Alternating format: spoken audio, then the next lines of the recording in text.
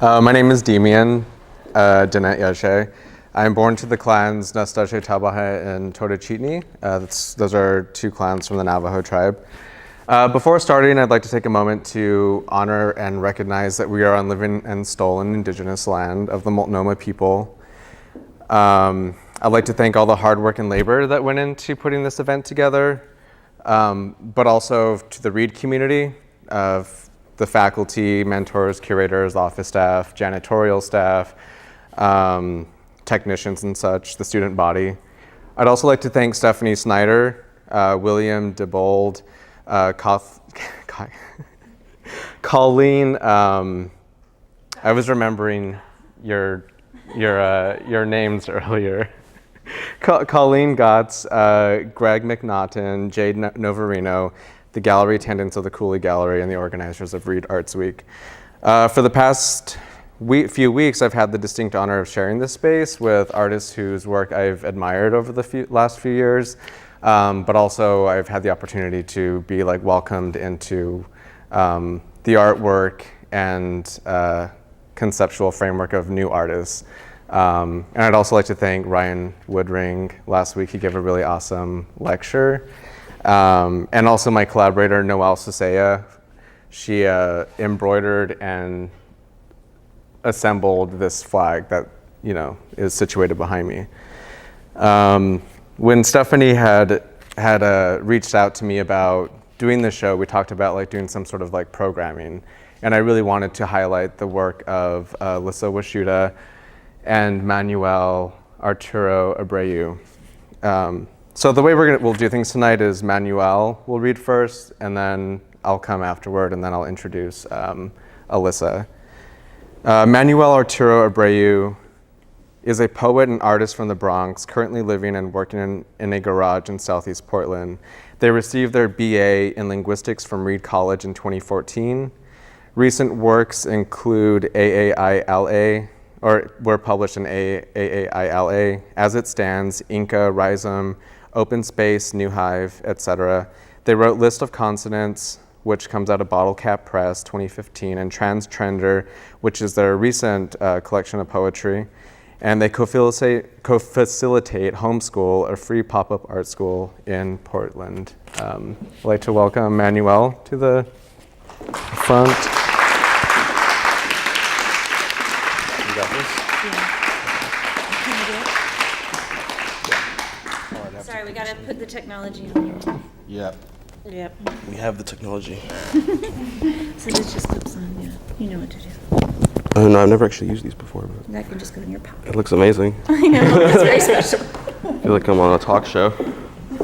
Thanks for the great intro, Demian, and thanks to everyone for being here. I'm going to read from a couple of different things, kind of just deciding as I go what I feel like reading. But I'm going to work chronologically and maybe give you guys a bit of a sampling of how my work has changed throughout the years or stayed the same. This chapbook is called Megaphone Heart. It came out in 2013 or 14. 2013. It's pretty short. I don't have any copies for sale. Sorry, they don't exist anymore. But I'm going to read two poems from it. This is called In John Malkovich's Daughter's Apartment. Yeah, I guess, yeah. Or also just where I was when I wrote this. Yeah. Sitting 20 feet away from a clear plastic trash bag full of empty Coke cans, which the person living here turns into ashtrays, which often spill. The red bulge looks like a ladybug infestation, like when they pile on each other, then writhe and hibernate. I want to be a ladybug now, calmly wrapping myself and 103,000 other ladybugs tightly in clear plastic.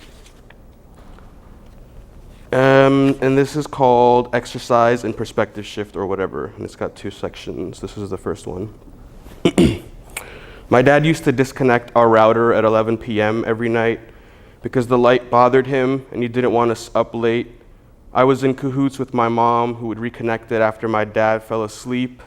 Unlike him, she did not think it was a demon box. Be right back. Need to Google the etymology of cahoots. My mom forgets to reconnect it sometimes. I get bitchy and say things like, Dad makes better chicken than you. I said his pollo was more campesino than hers. This would upset her.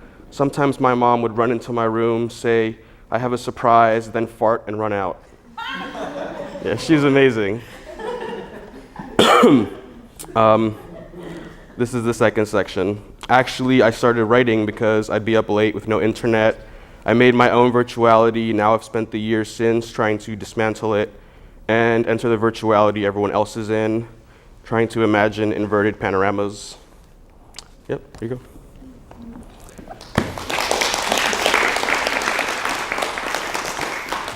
That's nice, thank you. So I tried to get this book published in 2013 too, but I got burned by this fake indie press. Like, they weren't actually a press, it was just this one dude. And they never put out any books. And so for a year, this text languished. I tried to put it out as soon as I wrote it. What happened was a friend died in 2013, and I put out a lot of very bad prose, like very purple, lots of adjectives. I was in mourning. And then I took a break from it for a few months and came back to it in late 2013. And I guess kind of in the spirit of trying to make value out of it or try to think about like the commodification of trauma, I merged it with found text. So I did a kind of managerial process of taking the from scratch stuff and treating it like found text, and then treating the found text like from scratch stuff, trying to compile stuff that sounded authentic to my voice, right?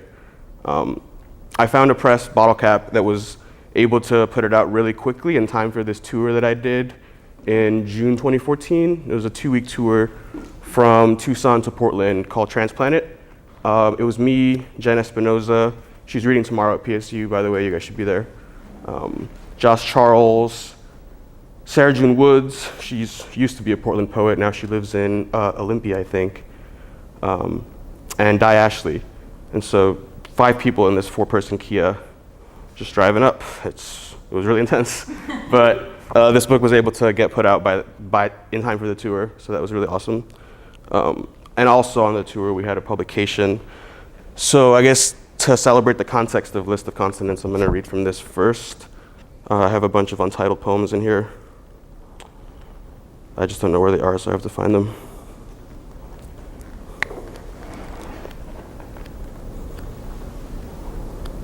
Okay, this is a really short one.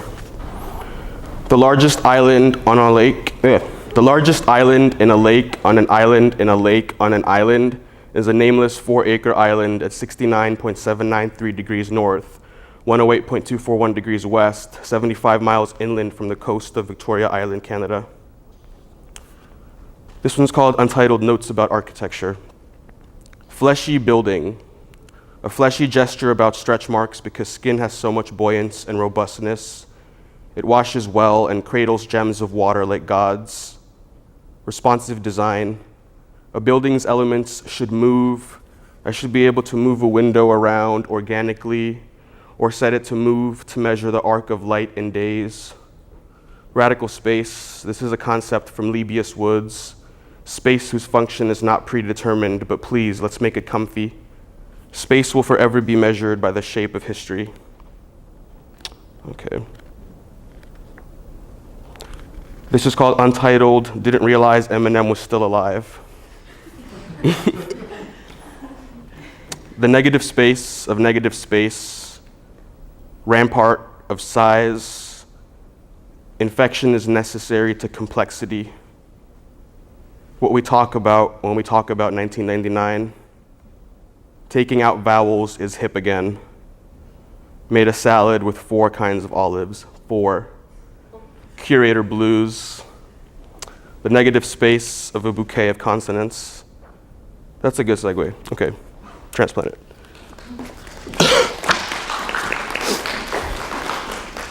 Okay, so I'll read a few from this. I do have copies of this for sale. They're $12 out on this little table out there. Yeah, I'll just read a few.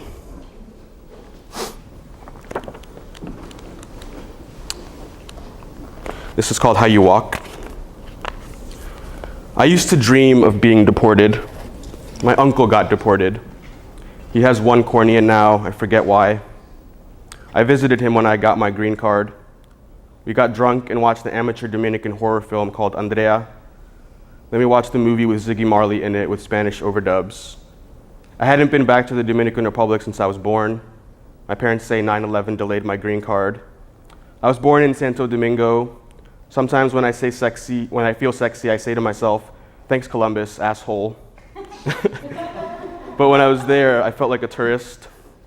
Street vendors approached me, but in Spanish. "People know you're American from how you walk," my cousin said. I've been doing this thing where I walk after I say that, because I'm trying to be a performer, I guess.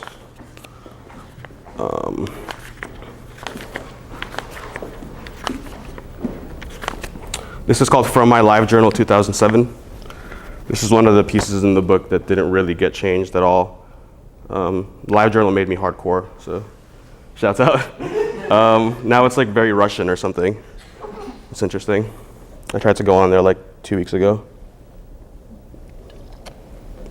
I'm in a very nostalgic mood these days. Because 5 years ago, I got arrested and suspended at Reed College. So I've been in a very reflective moment, thinking about settler colonialism and anti-blackness as always, I guess, but from my own biographical perspective.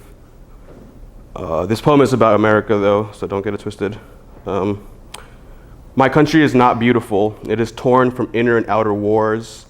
It fiscalizes emotion, coercing its citizens to work like numbers for a system that produces the differences, defining the hate between them. The power goes out often, so we cannot love. This is not a cleansing poverty of stimulus.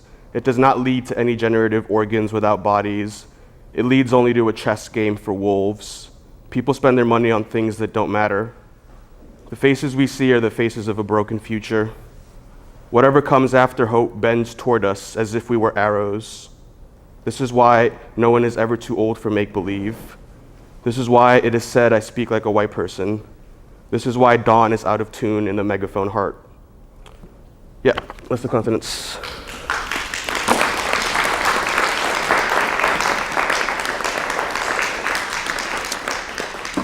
And my most recent book is called Transtrender.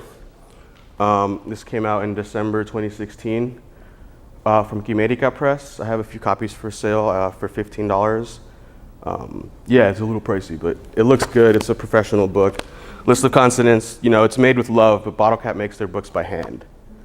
So they don't have that feel of like, you know what I mean? So this costs a little more. Justifiably, maybe not. But money, right? What the fuck? But yeah, Transtrender, this term is a term that people use when they think there's like hard and fast lines, like criteria for truly being trans. They think transgenders are like fake trans people or something like that. They have criteria like your politics or how you dress or your medical history, stuff like that, the surgeries you've had or whatever. That's obviously like a colonial reiteration of gender as a colonial construct itself, right? Like I have this analysis where gender is imposed by white settlers on black and brown people to govern us and to take our sexualities and our relationships to our bodies and kind of treat them as like platforms for white self-actualization or speculation, stuff like that. So this book comes out of a lot of those concerns. I wasn't trying to reclaim the term or anything, or be like, well, yeah, I am actually, fuck it, who cares? My perspective is I don't really care if someone is a fake trans person. Like, everyone has fucked up feelings about their body, like do what you need to do to stay alive, right? Like, so that's my perspective, and this book comes out of those frantic thoughts. And this is called Untitled, but then in parentheses is gesture. So I'm gonna, as these poems are, as I read them, the titles are gonna be Untitled something. The parenthetical is the real title. Wow, deep. Untitled gesture. Self-loathing is called feeling male. I'm gonna actually recite this from memory. My younger sister always felt like my older sister. Apologies are a form of social control. This tattoo says, I've been outside myself for so long, I'm not allowed back in. This feeling is shot entirely with natural light. I feel sad and ancient for seeing 1,000 years in every gesture, and I get anxious. I'm living in a place where the door is mostly a big glass pane. Not that you could erase a colonial gesture. It's called Untitled Plants. I'm gonna recite it too. Humans are able to live without memory, just like there are plants without chlorophyll. The way this slice of pizza becomes cold and dead reminds me of when you left and told me you would not miss how my body never quite fit next to yours. We twiddle our thumbs and have stretch marks from nothing. I betray my body as if I had a choice. Cool.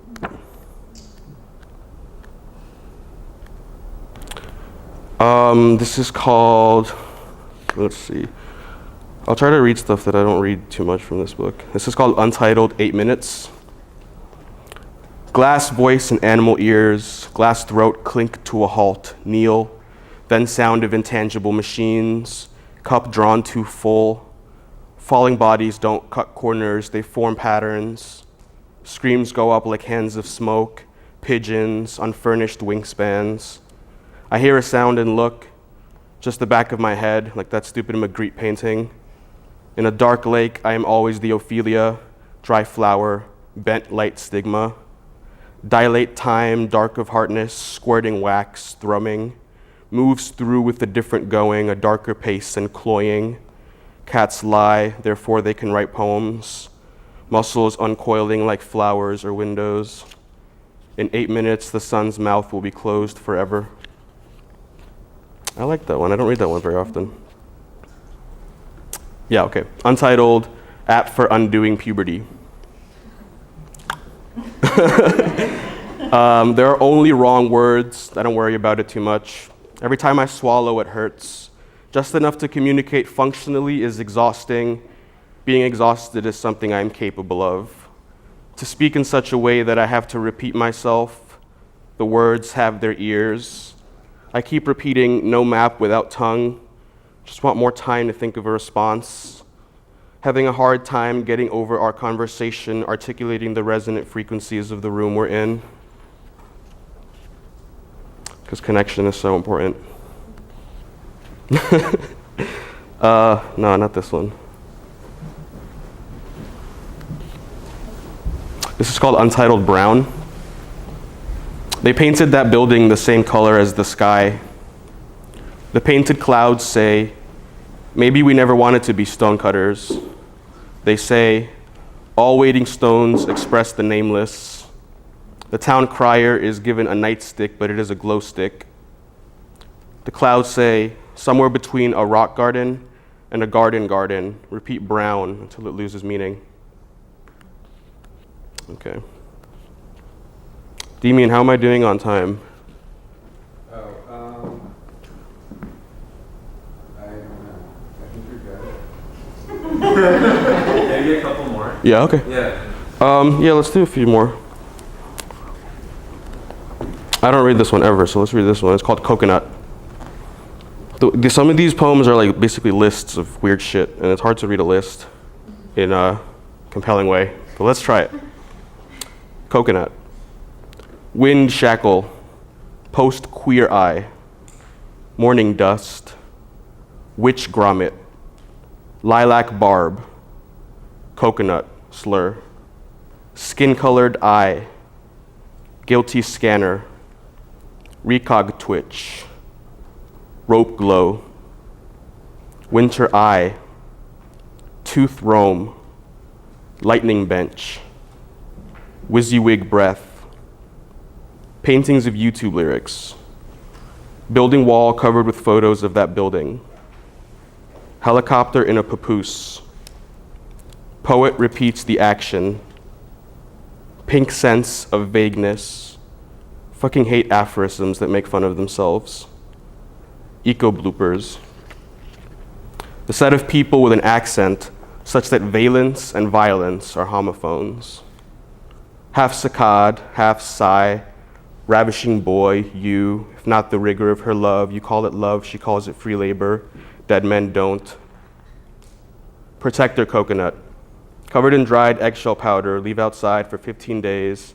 If it breaks, good sign, leave it at a crossroads. If it doesn't break, continue cleansing. Coconut water air purifier after Corey Archangel's Real Taste, 2011. Don't steal my fucking ideas. Okay, let's do one more.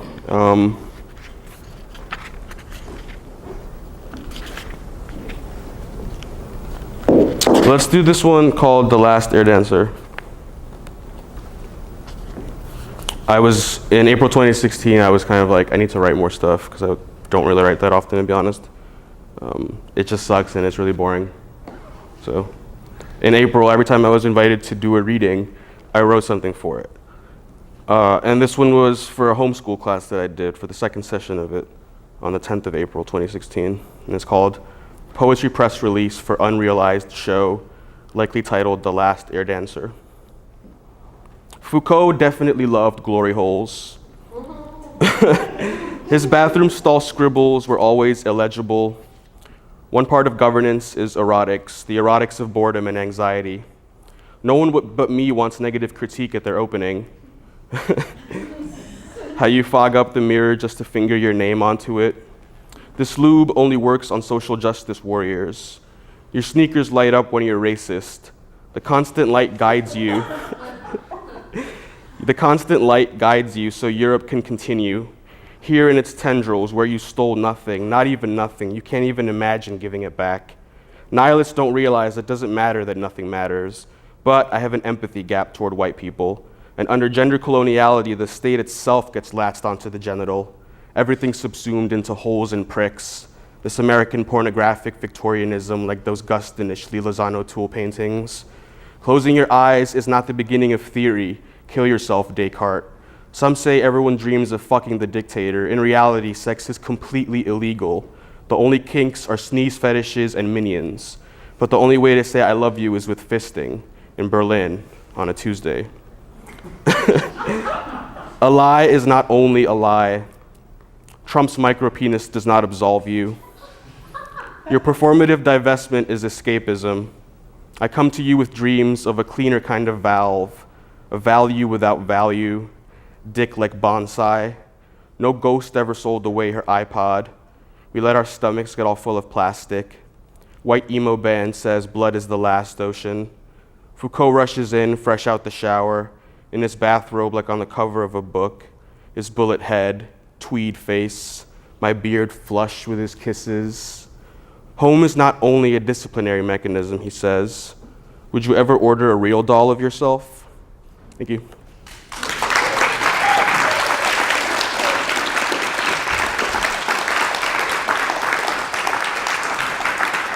Thank you, man.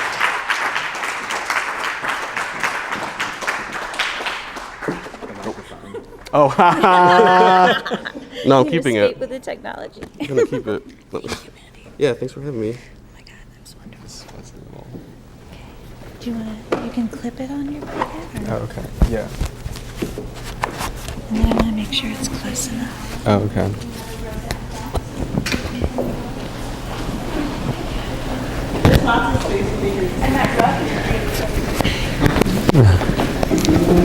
Sorry, I just want to make sure it records well. Okay, thank you. Okay.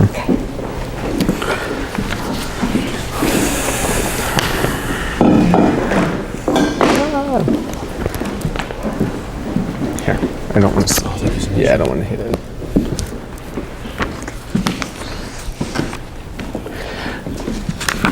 Yeah, thank you, Manuel, and everyone for coming today. Yeah, so I'm going to read a poem. It's a series of different poems that I've been writing. A lot of my process is just me sending text messages to myself. So this is just like a collage of a lot of those text messages. So there's no clear title. Night driving back on the res, Patsy Cline coming in clean over the radio, and I imagine my grandmother first ever hearing her voice. She's all silver and turquoise, her Navajo skirt making the red dirt rise off the floor of the hogan. but being Diné, she doesn't do much walking after midnight. I miss the smell of poverty, broken English, never English, something before it, something still colonial in the pronunciation. My body moves like this ancestor. The words trickle off the tongue like a suppressed memory. Your memory, suppressed memory, night in shining armor. The night you were molested as dark as the cave in the canyon wall, bullets ricocheting off the sandstone lining of this cave like a fetus, ripping through human flesh and distilling screams into moans that become soft noises into silence. Keon finishes a bad hookup with a client, says he wants to grab me lunch because he revels in having enough money to feed a friend, because in this economy, money affords us moments of gratitude. We talk about queer sex and death. We talk about HIV and AIDS, heterosexuality, and we paddle down Schitt's Creek talking about the threat of HIV and AIDS and having babies and overpopulation. Then we turn over a rotting log that reveals the equivalence between death and life and the difference between heterosexuality and homosexuality. Because for some of us, heterosexuality means death. You want your body to soothe, the moon to come into focus. You want to be a body that soothes. You understand when a friend is in need of healing and his only form of protection is sexual gratification. Dan leaves the door open. He's wearing a jockstrap. He says so in the pictures because he saw it on the internet. An angle like so many angles that pull you in, and Mercury is in retrograde. And I wasn't made for this decade. At least that's what history tells me. A decade is 1, 2, 3, 4, 5, 6 feet, 7, 8, 9 feet taller than 0. History tells me I'm lonesome for non-history, says I should read more books and get a master's degree, and not to swim in that polluted water polluted by the colonizer.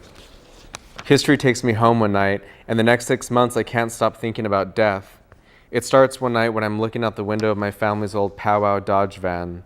The one we never wore seatbelts in because it was the 80s. The one where I'd crawl at my mom's feet and try to go to sleep. We're driving back after a basketball game, and I'm looking out the tinted windows at the stars, and suddenly I comprehend my mortality. Like a sin. Like maybe I should go confess, or maybe I should be a better Catholic because I want to get into heaven, because maybe then my skin will be white. A white man's heaven doesn't need light, but has it in abundance because God made it so fucking easy. Easier than white boys, easier than married men who fuck fags, easier than fags who fuck married men.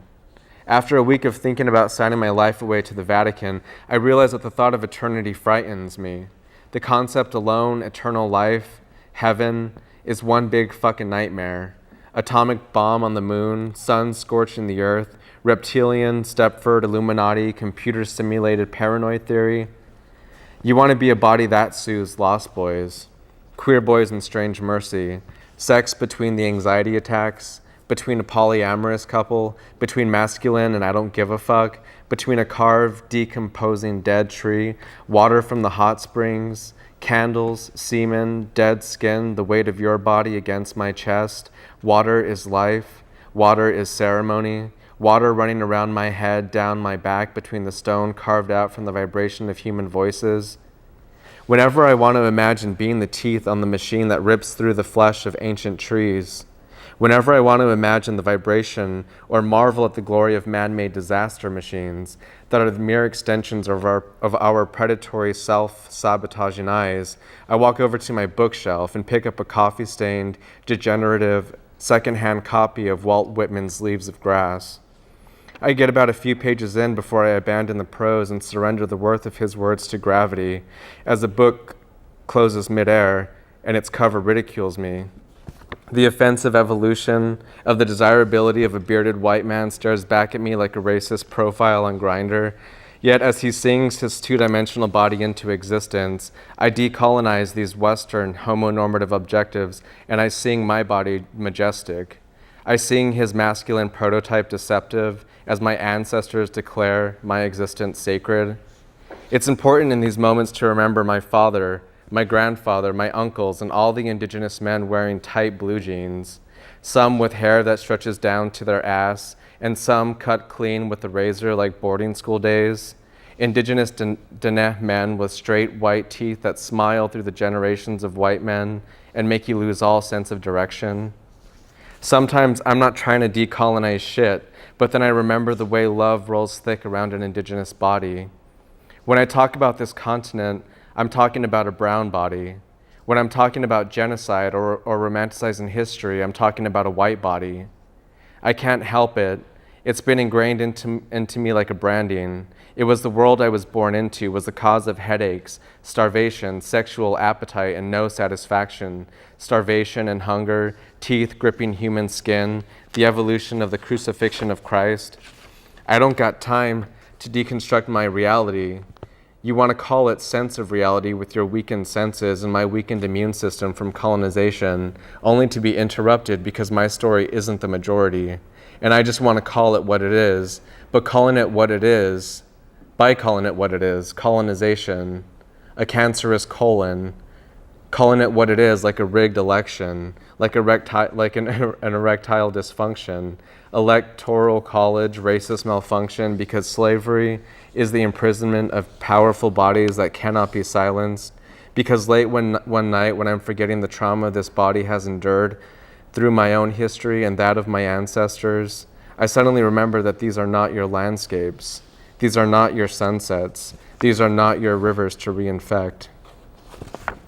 Memory like a dried up ocean on a foreign planet longing for asteroids and deep impact.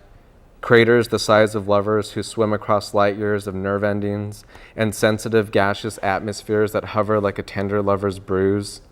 Soft lips and hard teeth against skin that floats just above the bone. A bony mountainous range, a tumultuous abyss, an orgasmic sun flare brushing against soft bed sheets in mid-morning light you mistook for meteors in flight.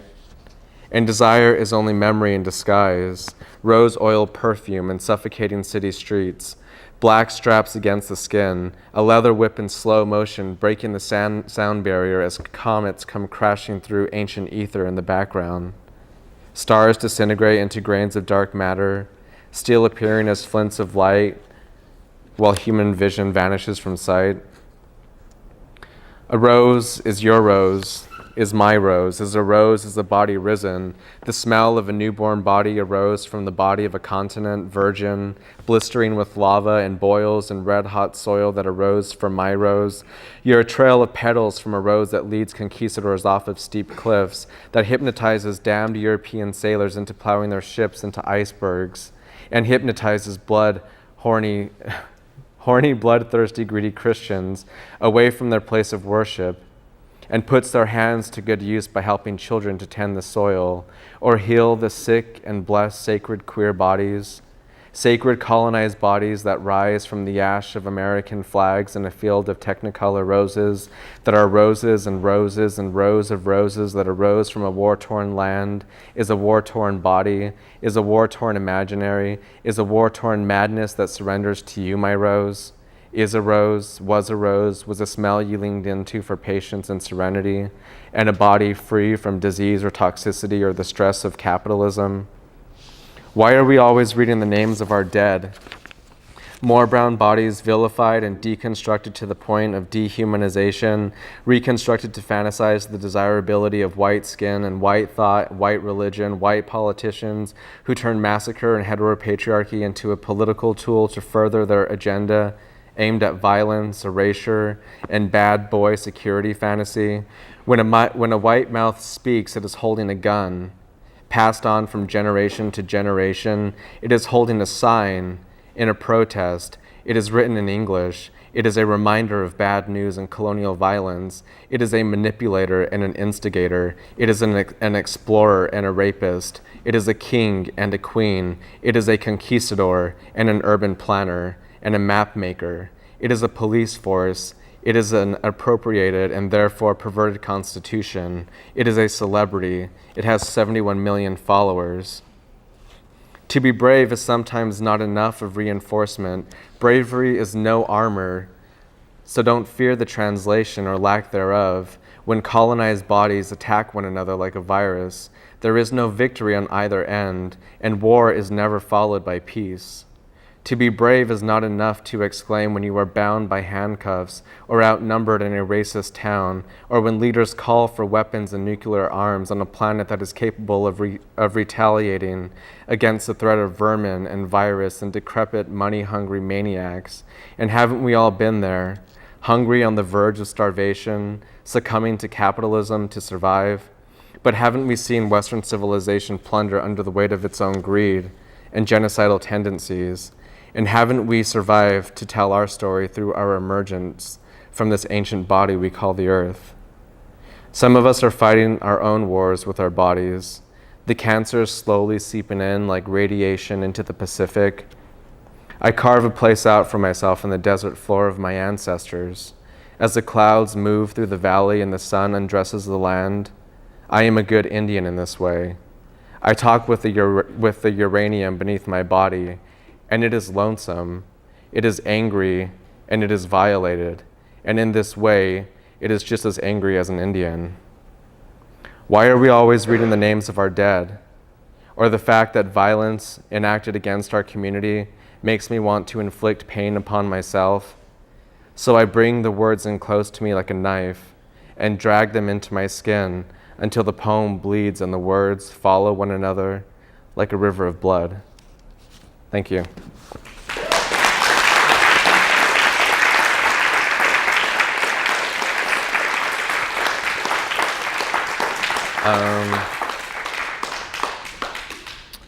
I'd like to thank Elissa and Manuel for agreeing to come out today. Elissa is a member of the Cowlitz Indian Tribe and the author of 2 books, Starvation Mode and My Body is a Book of Rules, which was named a finalist for the Washington State Board Award. She currently serves as an undergraduate advisor for the Department of American Indian Studies at the University of Washington and a nonfiction faculty member in the MFA program at the Institute of American Indian Arts, and she lives in Seattle, Washington. Both her books are for sale outside. We have a Square app if any of you guys want to purchase them. They're both really amazing poets, and there's also a radical indigenous queer feminist pop-up shop out there. There's a few zines that also feature some work by other indigenous queer and eco-feminist writers as well. And here's Elissa.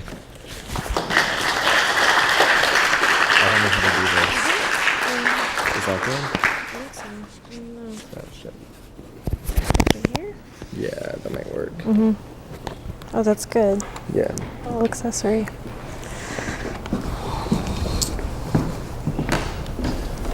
Thanks so much, Demian. Thank you, Manuel. It's so good to be here. Thanks to Reed College for having me. I'm so happy to be reading on Multnomah land. My mother was born up the river, as was her mother, and her mother, and her mother, and her mother, and so on, back to the beginning of time. So it's very special for me to read on this land. I'm gonna read something called "Congratulations, you have a new match." The first section of this is Tinder-based. So if you're not familiar with Tinder and its ins and outs, that's where some of this language comes from. 1, them. Whiskey and IPAs. Snowboarding is my life. Been single for a while now due to avoidance of drama, but I'm ready to put myself back out there for the right girl. Nice guy, not a serial killer, LOL, looking for my partner in crime. Bourbon and scotch. The kid is my niece. Just moved back to the Northwest. Taking applications for a travel companion. Enjoy a healthy and active lifestyle. I have near perfect straight teeth for never having braces and have no clue why I don't smile with my teeth. Craft beer enthusiast, not here for hookups. Podcasts, adventures, movies, guitars, hiking, whiskey, dogs, Star Wars, sushi, snack plates, coffee, wine, motorcycles, dancing, drinks, travel, positive vibes, minimalism, bacon, passion. Looking for a discreet lover. Must be fit and in shape. I want us to be like an old Nintendo console. Blow on it hard and shove it back in the slot. School of Hard Knocks, University of Life. 6'1", poly dude with a big heart. I want to beat you at pool. Caring, compassionate, level-headed, drama-free, honest, loyal, humble, passionate, easygoing, funny, adventure-seeking, and so on. Looking for a wife to start a family colony. This is real. This is all real. 420 friendly. I love the outdoors. I am that serial killer you have been looking for. LOL, JK. I enjoy meeting people and going out and trying new things. I like to be active, but also enjoy staying in. Follow your passion. Be prepared to work hard and sacrifice. And above all, don't let anyone limit your dreams. Must love dogs, be low maintenance, and love hiking. Living every day like it's my last. I like beautiful smiles. I'm a good guy. Good job. Not an asshole. I love exotic women and different cultures. What's your fantasy? Growing old but never up. Dream big, work hard, die living. 2, me. When I was 14, riding the bus home from school, a boy asked me if he could cut open my chest, pry apart my rib cage with his hands, and rip out my heart. He was my crush. His name was Salvador D'Angelo, and he was one of a long line of the boys and men I called upon to save me. Sure, I said, so I would please him. He said he was going to wait to open my rib cage. He said it's much easier to pry apart a rib cage than you'd think. In my head, I started calling him the incubus.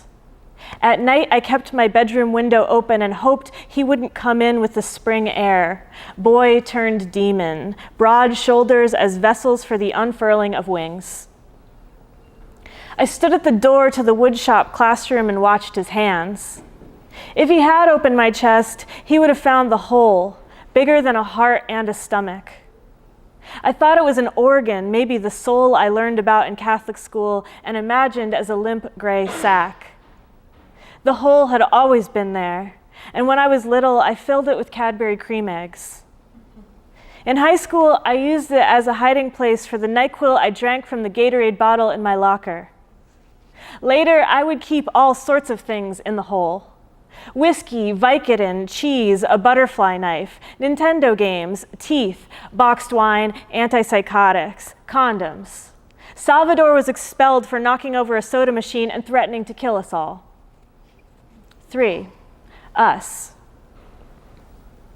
I've selected a stranger again. He sits down. I sit down. He looks just like his pictures. I know he can see the hole. I try to fill it with whatever he wants to see. I can see his teeth when he speaks. He drinks whiskey. I drink soda. I look at his hands and imagine them inside my chest. I swear he's looking at me like he's going to be the one who saves me. 4, the real me.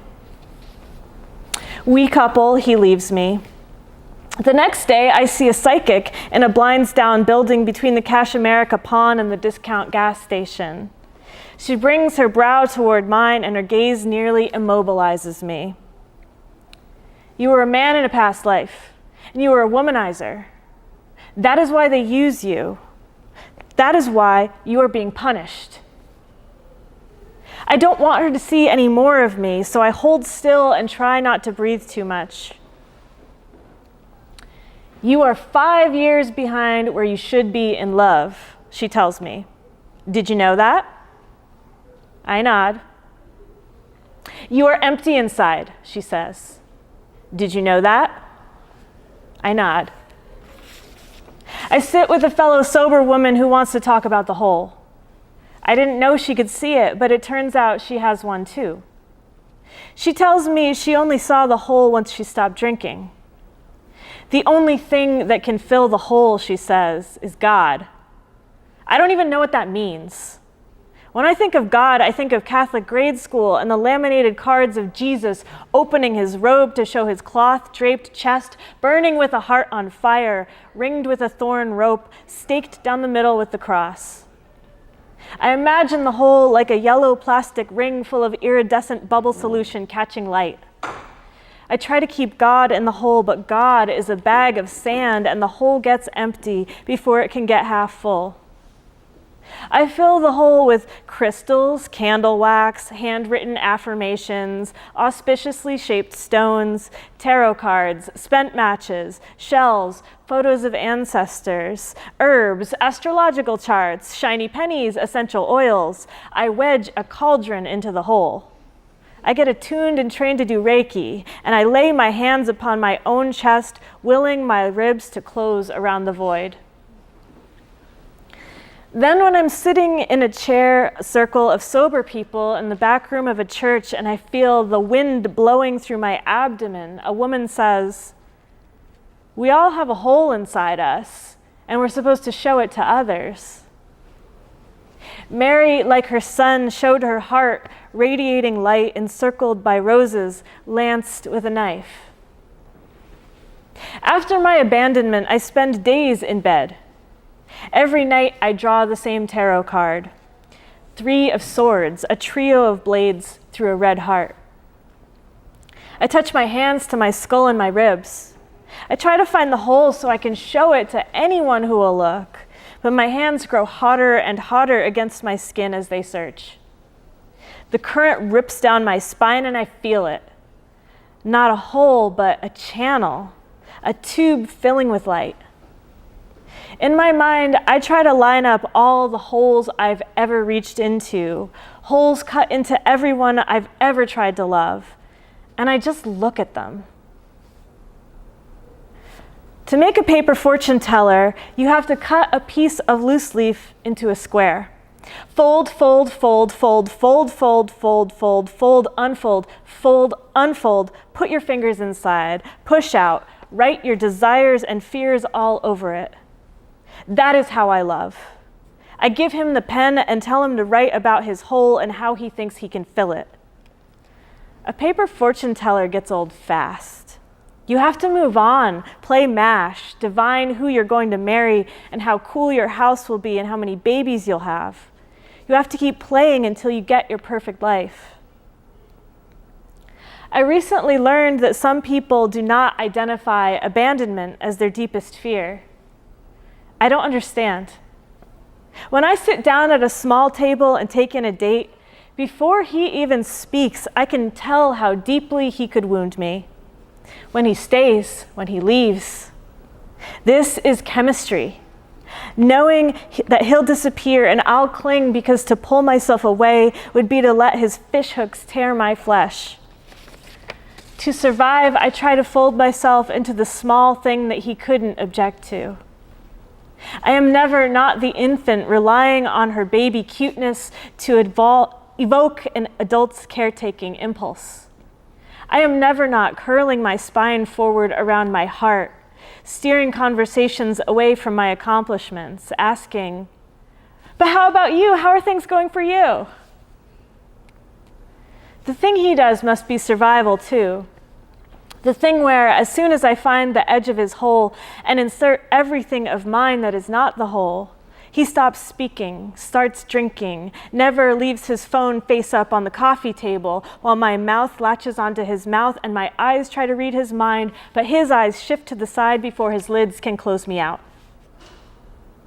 Can I really say that his way of tending the fear is worse? Is hurting the one you love a worse offense than gouging out your own soul? Then your organs, so you can stuff your brittle flesh full of whatever you think he wants to feel when he delves inside you? 5. The real me, which is the whole. After he leaves, I calcify into my mattress's divot. I know the only way out is through my own body.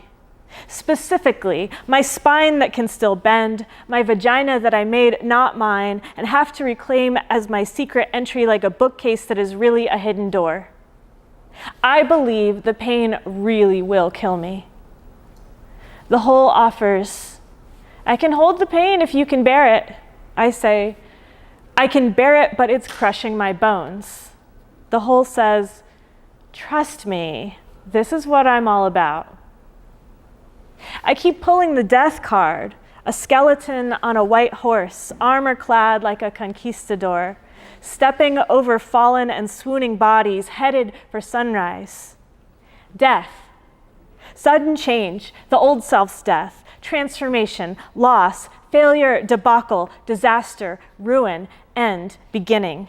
The only way out is through letting the acid eat through my flesh until I'm all bone. So, I take up my fencing weapon, open my third eye, cast releasing spells, summon friends with my mind while walking around the city, dress like the Virgin Mary in vintage caftans, speak with the dead, pray over candles, get a second opinion from a psychic who tells me, he is weak, Elissa, and you are strong with the power that is in your blood. I heal myself with my own hands. I have no other choice. I was gaping in that bed. I could only fill the hole with work and energy. And the hole remains even after I filled it. But now, with him dislodged from that hole, I can finally take a look. I see that it isn't a void. It's a portal through which things can enter to make me strong. 6. You. Unfortunately, man babies, you are not special. This is a problem for me as much as it is for you. I want to draw the reader's attention back to section 3 because I want to explain that I did not write this about a specific stranger. I was writing about all of you, and I thought the essay was finished right there because nothing ever changed. Every man baby was a continuation of the one before, telling me about this one time he was drinking with his buddies. But then I really did meet someone I thought would save me. Before I learned that he couldn't even choose me, not when there were so many women out there who might save him. I want you. I want to listen to your collarbones and lick the skin over your ribs and slide my fingers along your iliac crests.